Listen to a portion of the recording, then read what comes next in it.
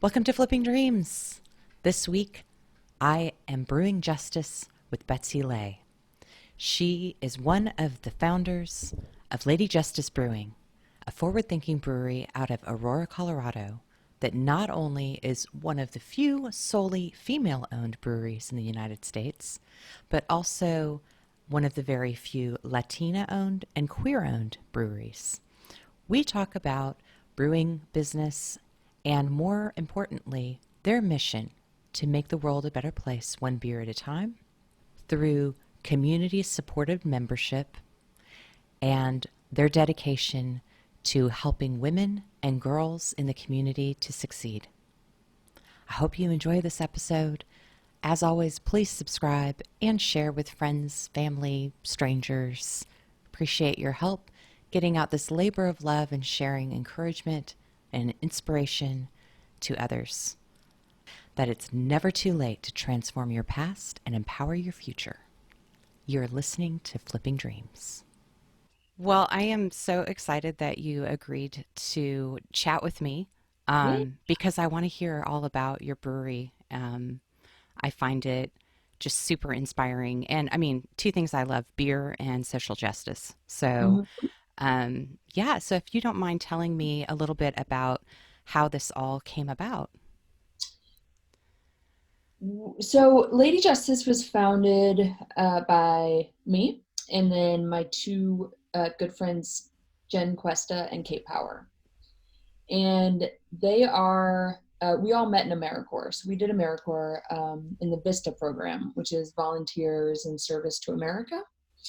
And basically, what you do in AmeriCorps in the VISTA program is you do capacity building at a nonprofit, and you live at the poverty level in the city in which you serve. So we spent 2 years together, essentially as like professional volunteers. We were making about $10,000 a year. Um, and so in this, and it was during the recession. So we did this 2009 and 2011.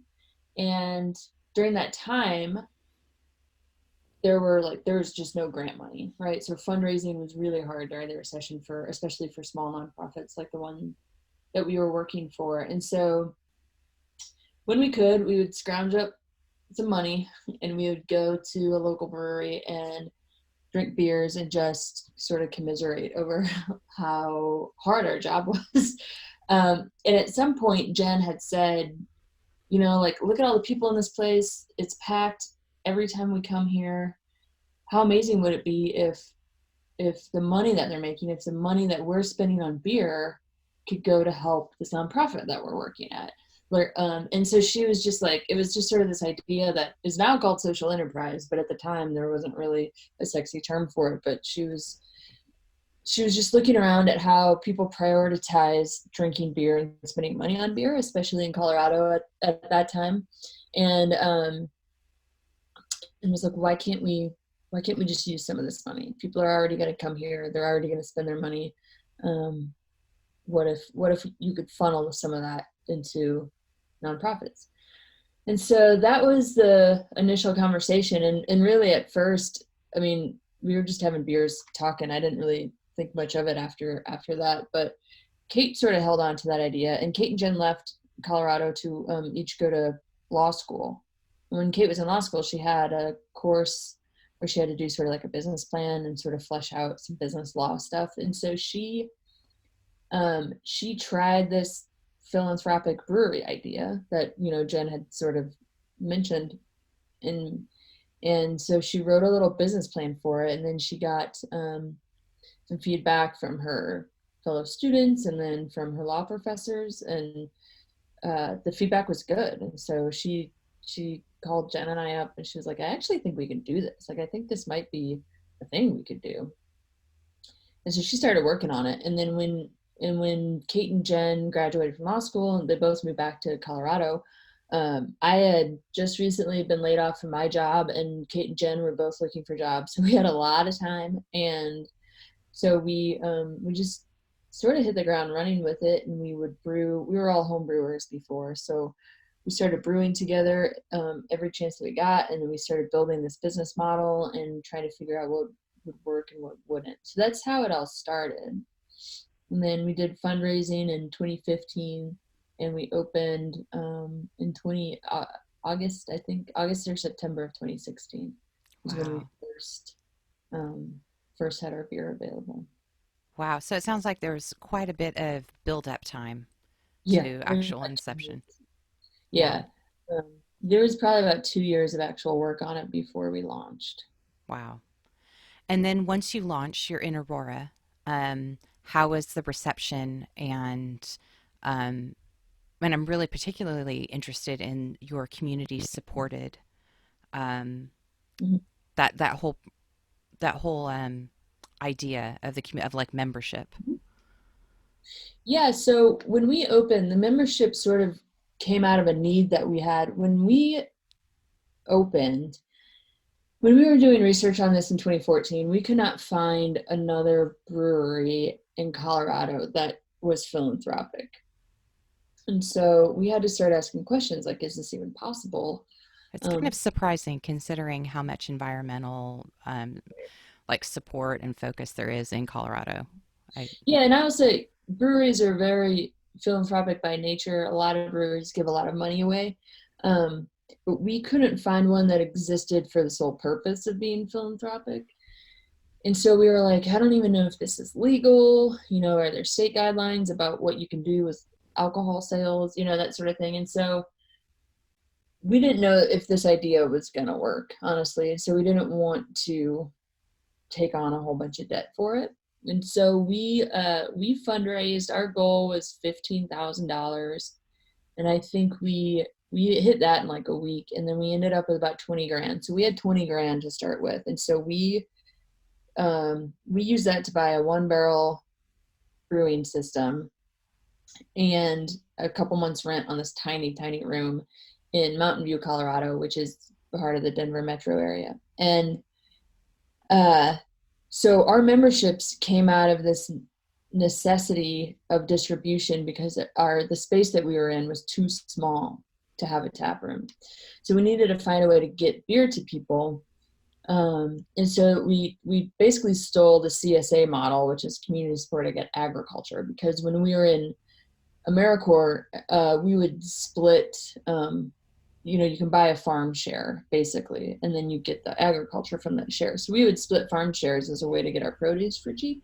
And so I think Kate had the idea, like, what if we did something like that? What if we had some sort of community supported brewery model where people pay a membership fee up front and get their beer? And so that's what we did, and that worked because we got to have all of the money that we needed to brew up front, and we got to control the amount that we brewed, and we got to control our membership numbers. And so at first, our first 2 years, we had anywhere from 75 to 100 members who were getting our beer from us once a month. And then we grew out of that space, and we shared space with another tap room for about 9 months. And then we were growing there too, and it became apparent pretty quickly that we needed our own tap room. And so we moved out of there and basically spent about 7 or 8 months searching for a spot, and that's when we found the Aurora tap room location. And so let's see here, we closed on that deal. So we bought a bunch of equipment from the brewery that was in there. So we closed on that deal at the beginning of March. Our lease went into effect on March 15th, and then our COVID shutdown happened in Denver on March 18th. Oh And so, no. yeah, so our first like big tap room grand opening dreams were like completely slashed after that. And so we had to pivot again and figure it out. And so we went back to our membership model, and that worked really well. And we had, I don't remember the exact number, but over 300. I think we had about 350-ish, 360-ish members for this round. And so people have been really receptive. We're able to slowly open the tap room up. So we've been able to have people in the tap room over the last week, which has been, it's been nice, but it's also scary because their safety is really important too. So we're trying to be careful about that. And so it's been going well, and people really seem to um, they love our beer, and they also love the philanthropic side of this and the social justice side of what we're doing. So overall, it's going well. But yeah, we had to do some major pivoting when COVID hit. Which is another example of, flipping a dream of like it doesn't work one way, you figure out another way.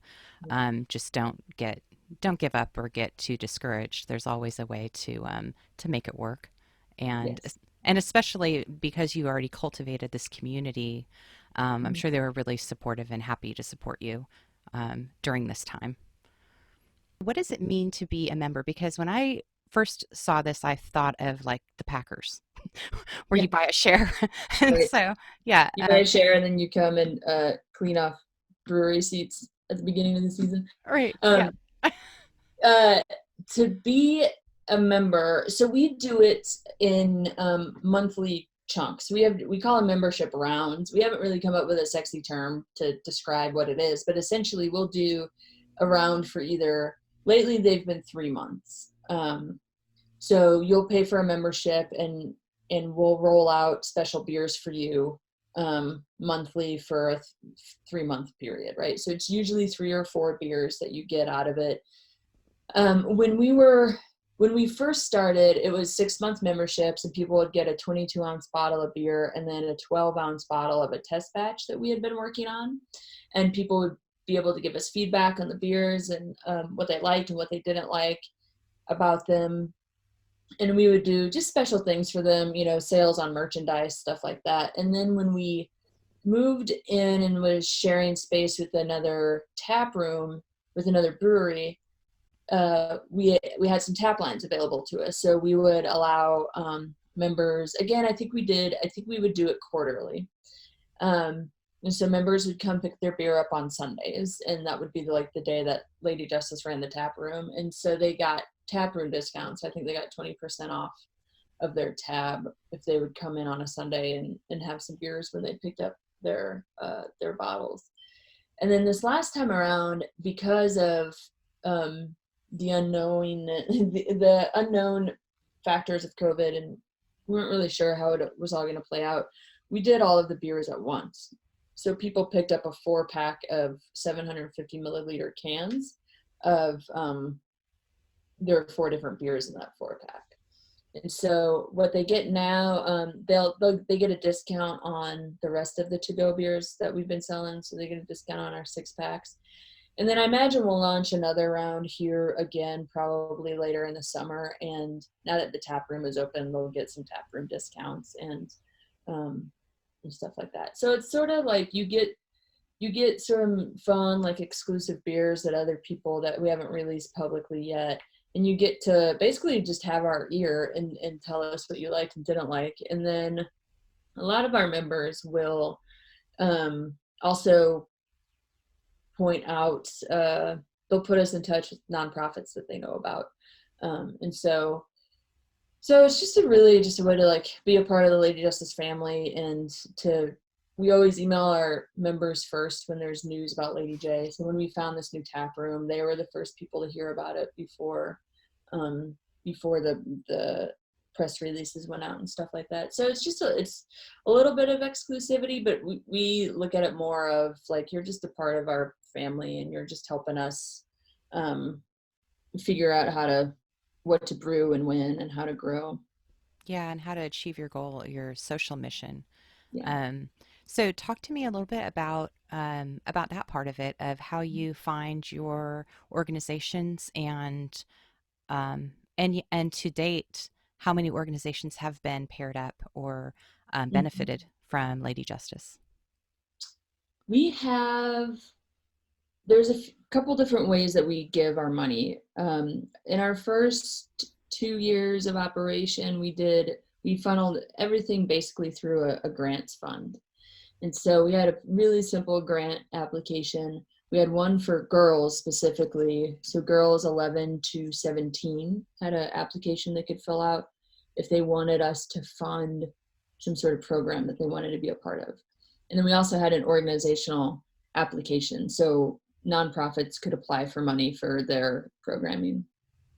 And we gave those out once a year.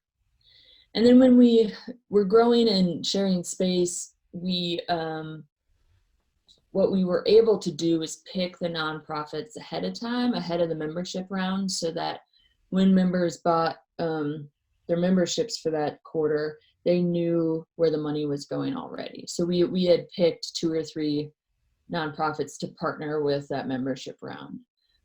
Both models have worked really well for us. I assume we'll continue to sort of do a mix of both of those. And then of course we also do events when events are allowed to happen, but we do events. We do a lot of beer donations or so maybe one-time donations when we get special requests for them. And so overall, since 2016, we've given to 40, somewhere between 45 and 50 organizations, I believe. That's great. And yeah, and the great thing about being in our own space and having more volume to sell is that we're able to give more money away. So I think we'll end up at the end of this quarter, we will have donated about $4,000, which is more than what we're usually able to do in any one given membership round. So that's nice. That's great. Yeah. And so we pick these nonprofits sort of, it really just depends. Sometimes we'll pick a theme. Sometimes we will just find an organization that we really, really love and we just want to give them money. Sometimes they come off of recommendations from our members. So it really all depends on what's going on at the time and what feels good. I love that. And I love that your community, your members have so much input as well. Mm-hmm. So they really feel like they're at the table with you um, and part of these decisions Mm-hmm. um, as they support that, which is unique and really powerful. Mm-hmm. I love that. Kind of cycling back to the fact that you're one of the few female-owned breweries, Mm-hmm. also one of the maybe only Latino-owned breweries. I mean, Mm-hmm. you're breaking a lot of boundaries, Mm-hmm. basically, Yeah. which is really exciting. Uh, but I also have questions about that. Did you find I mean, because there are a lot of craft breweries out there. Yes. So I was really sad and shocked when I looked at these statistics. Mm-hmm. Um, and so I'm wondering, like, as you were, having this vision and getting ready to tackle it, did you have any blockers? Did you have any like moments or um, moments, yeah, of obstacles that you had to get past? Yeah. Uh, yeah. Lady Justice is in a very interesting position because out of, I don't know how many breweries there are. You can look it up really easily. The Brewers Association keeps really great numbers on this stuff, but only, oh, shoot, 3%, 4% of breweries in the United States are owned solely by women, which I actually think is too high. When you actually break the numbers down, I think it's probably more like 1% or even less. There are a lot of co-owned breweries, either brother, sister, or husband and wife teams, and those make up that's like 46%. So there is a lot of female ownership, but but there is not a lot of solely female ownership. And so to have 3 of us in that position is really unique. And then yes, Jen is Latina, and there are the numbers are very low for Latina owned breweries. There is another Latino owned brewery, and there are three, 4, 5. Denver's great. In Colorado, there's a lot of numbers in Colorado, which is great. And then out of the female brewer numbers, shoot, it's 7% of all brewers are female. So yeah, so we hit a lot of these stats, which is very unique, and we might be the only brewery that hits them all. We're also queer owned, so we hit all of these little outlier stats. which makes us special and puts us in a unique position, I think, because we get to see how the industry, how this plays out from that lens. And when we were first starting, most of what we ran into was just people doubting us, especially men, or we would just get mansplained to all the time. Like, we couldn't go to the homebrew store and just ask for what we needed without a man being like, "Are you sure that's what you want?" It's like, "Yeah, I've been doing this for a very long time. This is what I want. Please just let me buy it." So yeah, we got mansplained to quite a bit, or we would get we yeah, I would want to say that women did this too, but they really didn't. It was only men who told us that our business model wouldn't work, or that our idea was too small or too big or whatever. And so we just ran into just a lot of people who doubted that we were able to do it. And it almost all came from men. Um, So and so what? that's the sort of thing that we run into. In Denver, the brewing industry has sexism that they need to deal with pretty seriously. But we were lucky that in Denver's a very friendly brewing community, and Denver does have its own issues. Sorry, That's we're okay. we're in my camper and someone just walked past. It's okay, Dot.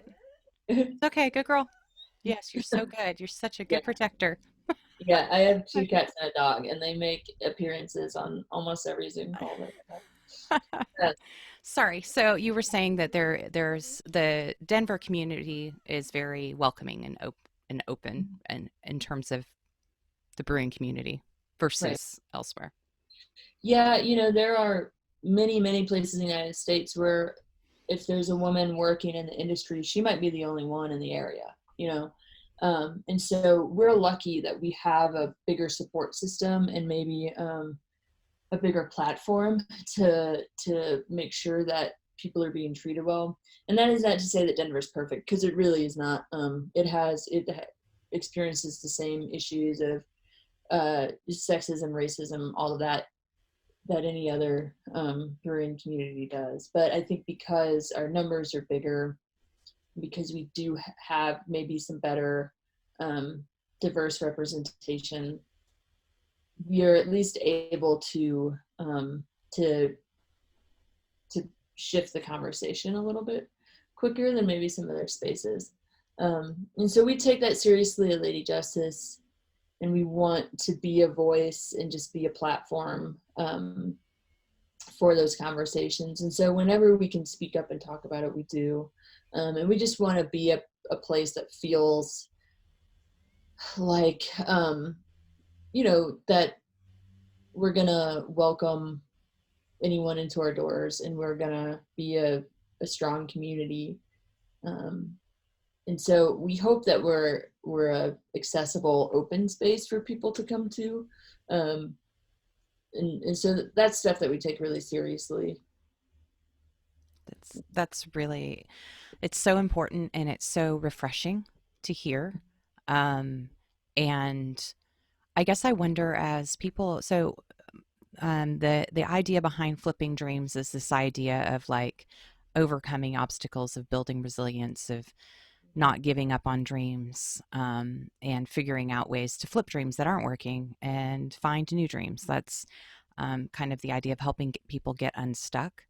And so, if anyone is listening to this recording and thinking, I've always wondered about, owning a brewery or starting something like that, but I'm female or I don't feel like I would be supported.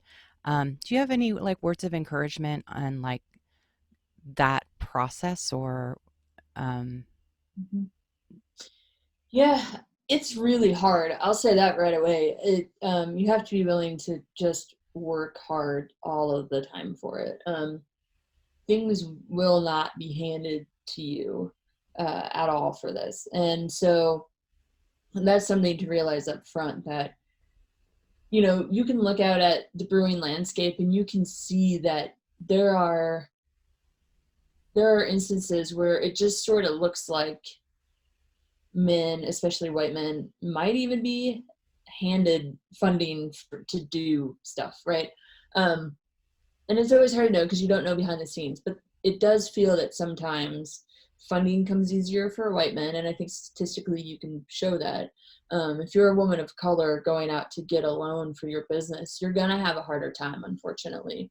And so you have to have the grit, and you have to have the determination, and you have to believe in what you're doing, or else you're gonna you'll fade out pretty quickly. So pay attention to that, and Kate will always say trust your gut, and we sort of learned early on at Lady Justice that Kate's gut feelings to things were actually pretty right on. So we would sort of, before making big decisions, or before making any sort of uh, shifts or anything that we did, we would take a step back and be like, let's do an internal check and see how we're feeling about this. And if Kate was like, no, no, no, no, no, we wouldn't do it because she was almost always right. And so I think that also just shows, like, trust your community. Do not try to do it alone. Even if you're the only brewer or the only funder or whatever, if you're the only business owner, that doesn't mean that you can't have a community of friends or family who can be there for you to help you sort of navigate some of these decisions, because you are not going to have the answers to everything. More likely than not, you're not going to have the answers to almost any of it, because there's a lot of different expertise that you need to open a business.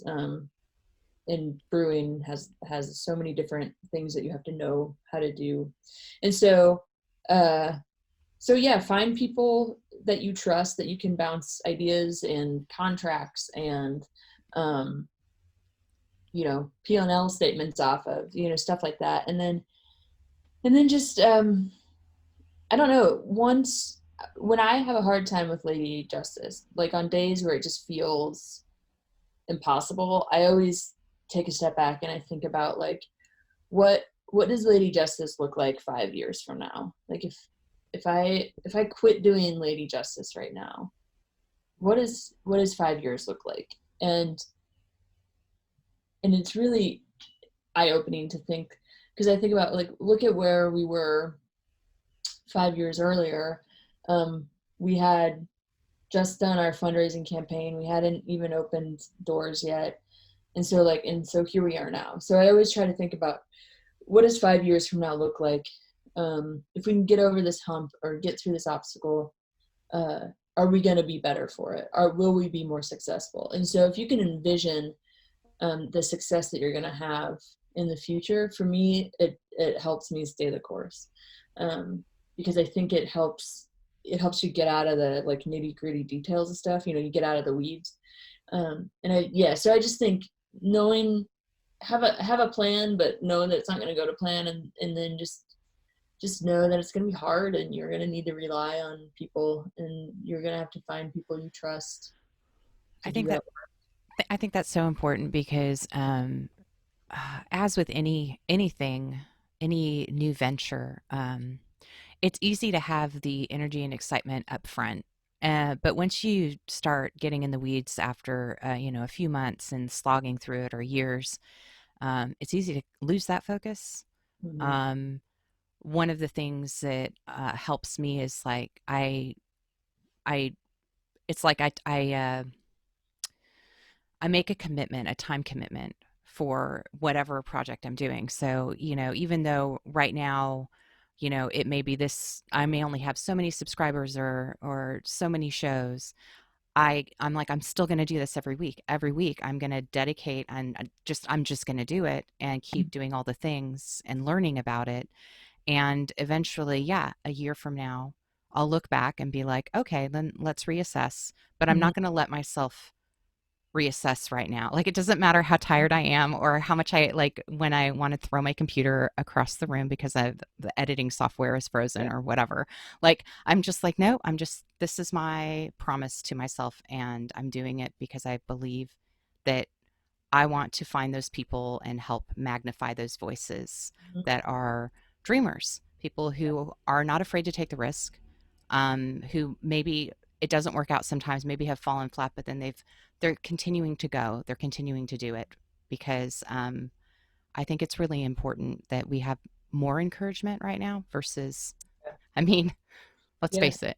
Yeah, it's pretty dire. Yeah, yeah. I mean, stuff is hard right now across the board, for everyone, right? And for some more than others. And for some people, this might be a perfect time to just go for it, because like literally, what do you have to lose, right? And for other people, it's a really bad time to go for it because having a stable job or having something to be sure of might be the most important thing right now. So yeah, I don't think there's a one good answer for anyone.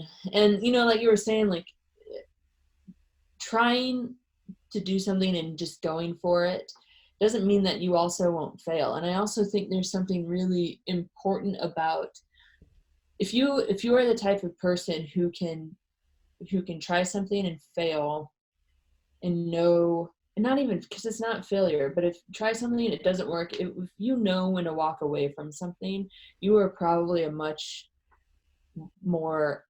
healthier, well-rounded person than somebody who keeps going just for the sake of keeping it going, if that makes sense. So Mhm. like I think it's all about knowing, setting your own boundaries, because I think personal care, self-care is really, really important to do any sort of dream building work.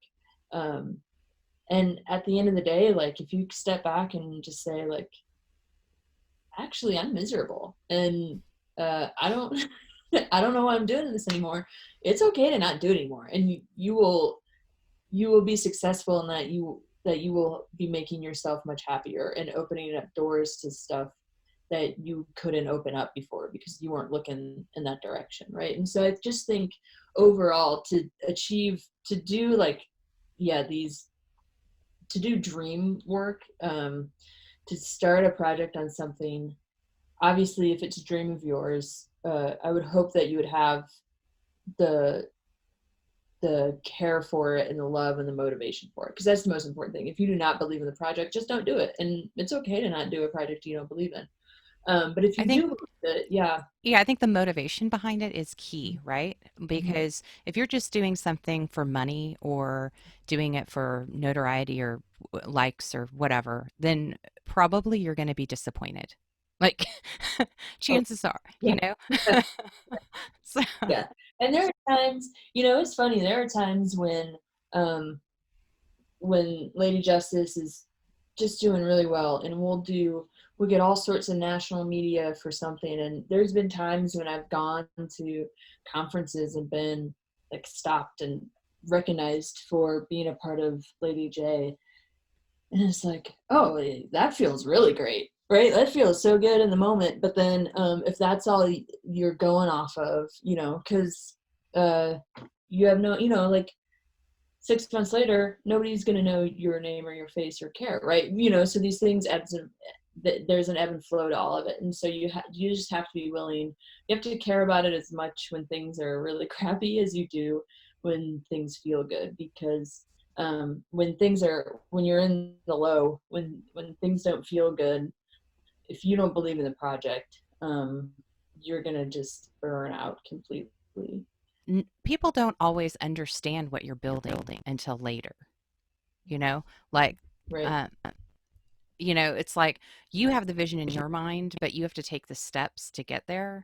But like, you're not always going to have people like bought into it until much later. And then they're like, oh my God, that was a Mhm. great idea. That is so cool what you're doing. But in the beginning, they're not going to get it necessarily. And so that's even more why you have to like trust yourself and trust your community and your core Mhm.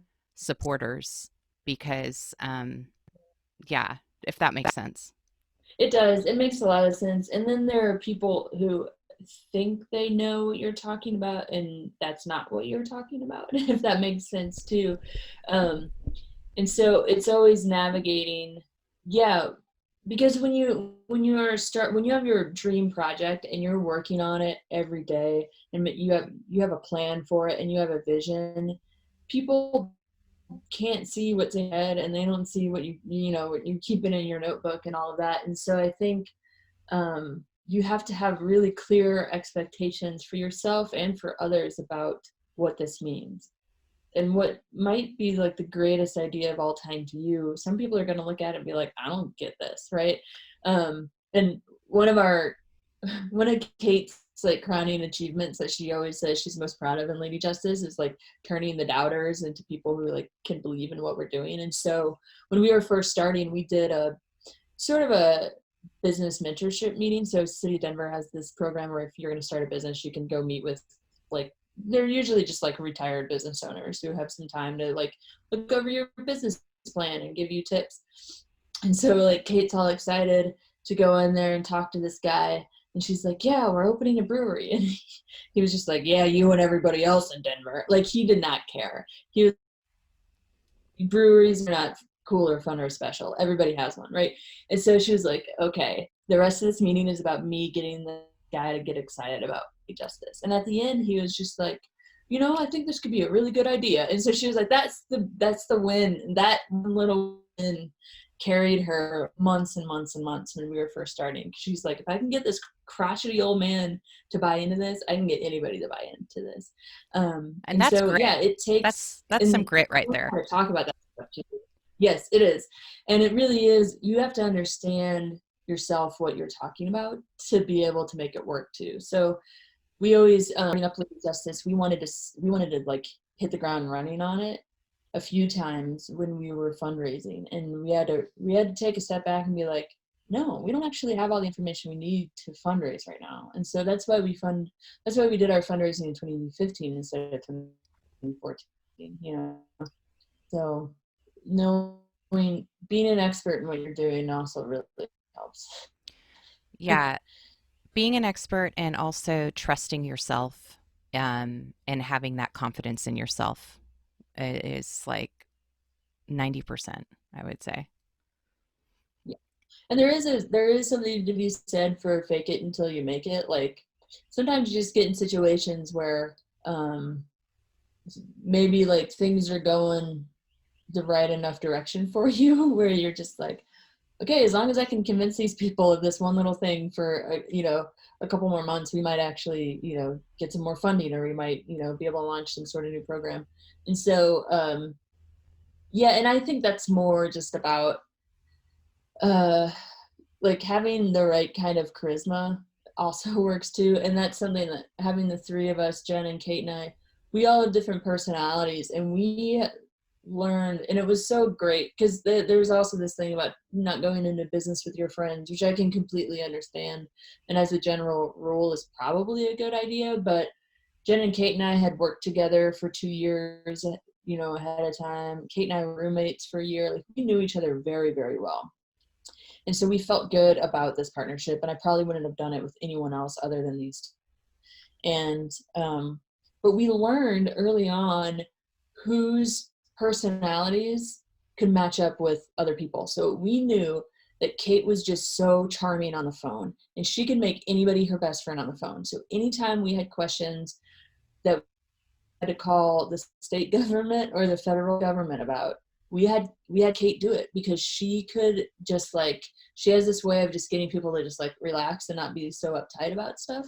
And so we would get our answers and have much friendlier interactions with government people if Kate made the phone call versus me. And so we just started learning about how do we do this. And when we would have dudes who were doubting our abilities about brewing or expertise about brewing, like that was my thing. Like I make dudes believe me, right? And so knowing your strengths and your weaknesses and being able to play to those is very, very important. That is so interesting. And it's interesting that, like, as one person, because I always think about that, it's like, who's your audience and what do you need to turn on or turn off, or, constantly kind of self modulating, Mm-hmm. depending on who I'm talking to or what I'm trying to accomplish. So it's Yep. great that there's three of you. You can like parse that Yes. out. If you're ever able to do it in a team, um, do it. But doing stuff in a group of people is really hard, and we had to learn, even though we knew each other, we really did have to learn how to work with each other. And we actually have the book on it right here. Jen had a family friend who started a sort of like personality test company that worked specifically with founders and learning how to work with each other. And so she reached out to us when we were first starting and did one of these personality assessments for us for free.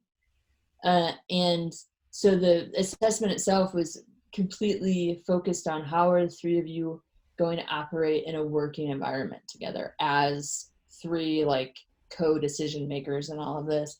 And doing that was super helpful because then we could take a step back if things were getting frustrated, or if we couldn't agree on something, we could take a step back and be like, no, actually, like I know that Jen is a green person right now, and her greenness is why we're hitting this wall. So I am a yellow person and I can just let things go. So I'm just going to let this go and then we'll move on. So just knowing like, this is my personality, this is your personality. You're not doing this to be malicious or to be difficult. It's just who you are. It's just who you are. So that was really helpful. Like really empowering. First of all, it's super respectful. I work at Stitch Fix as a software engineer, and we do a lot of like leadership training and learning and like understanding how to give and receive feedback is one of the hardest things. Mm-hmm. And especially if you're with people that have really strong feelings about things, and everyone has different personalities and different makeup. And so being able to navigate that and understand and be able to respectfully disagree or state your side or work on, or let it go in the case of like, this isn't the hill I want to die on. I can move on, Yeah. I think that's a really awesome business model and something that I think anyone who is running a business with more than one person or a group, that would be vital. Yeah, and that our rule, because we were friends, and we still are friends, because we were, yes, we love each other Good, very good. much. Yes, very much still friends.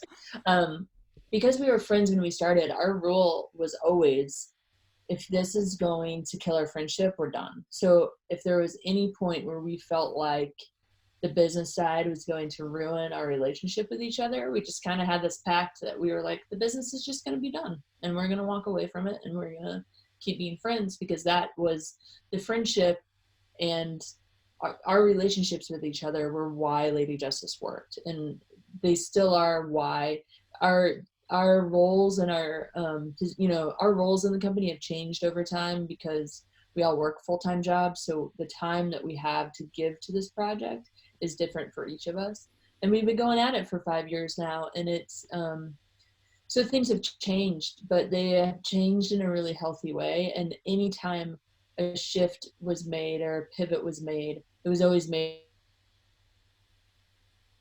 in consultation with each other. Mm. And so, yeah, so I just think if you're going to do it with a friend, make sure, I would make that pact that if the friendship is the thing that you value the most, stick with that. If the business is the thing you value the most, then know that too, and have those understand, make that understood. But for us, we knew that our relationships with each other were more important than the business was. That's so important. Well, before we lose this internet connection again, I want to ask, where is Lady Justice going in the future? Um, do you have a vision Yeah. for that, or yeah? Yeah, because of COVID, we had to shift our business model in a way that that we weren't expecting to do. So we're having to shift to a more packaged beer distribution model. And I didn't expect us to be at that place for another 3 or 4 years. So we're sort of shifting what Lady Justice looks like in the community now. And so for me, the future of Lady J is really always going to be about our nonprofit giving and our philanthropic side. Um, and then on the business side, it's just we're growing. I think we'll continue to grow, but I think we're in a really unique position to think about what does being a brewery during and post COVID look like. I think our tap room model that we were banking on is totally out the window now. We're not going to make that money anymore. And so how do we make how do we keep making money so that we can keep donating back to our community? And so for us, I think we're just going to end up being more innovative and more creative, and I think we're going to grow because of that. So go ahead. Oh, I was just going to say, have you thought of any like partnership models as far as like finding other breweries that have kind of similar mission or similar vision and Mhm. doing some sort of partnership, or I don't know. Yeah. The Denver brewing scene is very collaborative anyway, and so yeah, we always look at ways that we can partner with other breweries. One of the great things about what we can do is we can bring a crowd. So once crowds are allowed again, we can bring our people almost anywhere. And so we before COVID, we were playing with this idea of doing a traveling membership program where we would collab with different breweries and everybody would pick up their beer at that brewery, right? And so, yeah, I think we have to be collaborative in our partnerships right now. I think we have to pool resources as much as we can, and just keep just keep pushing the boundaries of what it means to be a brewery right now is sort of what Lady Justice has been good at in the past, and I think we'll continue to keep doing that and just sort of pushing the envelope of what's possible for a social enterprise and what's possible for a brewery. Absolutely. Well, Yeah. before we finish up here, did you have a chance to think of one of your favorite quotes for the quote of the week? Did I ask you this in the email? I can't remember. Oh, I don't remember the favorite what. Sorry, I didn't catch that. Oh, usually I do a quote of the week. So Oh, I don't know if you have quote. a favorite Oh. quote or something that you've seen recently. Mhm. Um, you know the one that comes to mind right now, because I have the book right next to me. The book that turned me into a brewer was The Joy of Homebrewing by Charlie Papazian, who is sort of like the godfather of the modern brewing movement. And he is the reason why anybody ever homebrewed from like 1975 till today. He's the reason. Anyway, so in his book, his whole theme of his book is relax, don't worry, have a homebrew. And um and I think that captures so much of what the brewing community is trying to do is just like, hey, relax, don't worry, brew a beer, drink a beer, we're all going to be okay. So um, I think right now times are tough and anxieties are hard, and we're trying to make a lot of really important systematic changes in the world right now, which is really good, but it's really heavy work. So relax, don't worry might sound a little bit, uh, I don't know, uh, not for right now, because I think we should be a little uptight and worry a little bit. But when it comes to when it comes to beer right now, my big thing is just relax, don't worry, we'll be okay.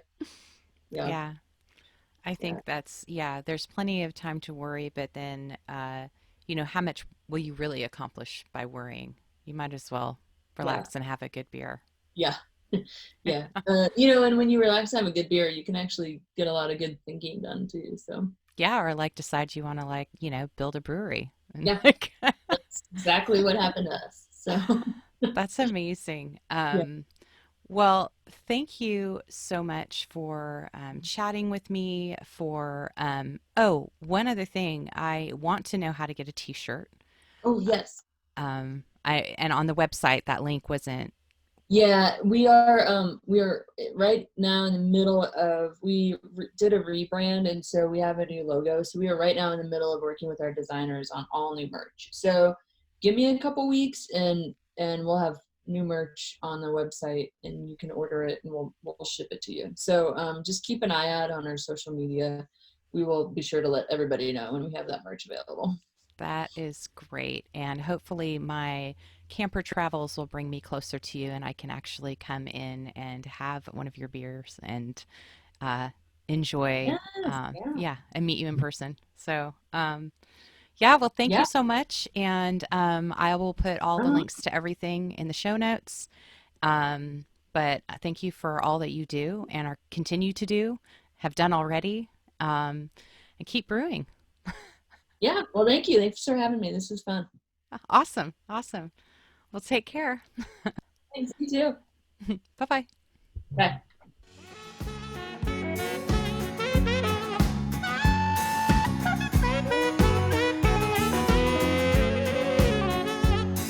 Are you feeling stuck at a crossroads in your personal life or career, trying to determine which way to go? Maybe you've been pursuing a dream for years that suddenly seems like it's time to make a pivot. Check out my course on Teachable, Flipping Dreams. I guide you step by step through the process of flipping your dreams like you would flip a house. Through journal, video, and guided demonstrations, I'll take you through this process where you will take control of your life and your future. Building your dream life from the ground up, excavating, building the foundation, framing it in, drawing up a blueprint, seeing the vision for your future, and then designing it, finishing it, and moving forward confidently into your dream life. So please check it out. And otherwise, I'll see you here next week on Flipping Dreams.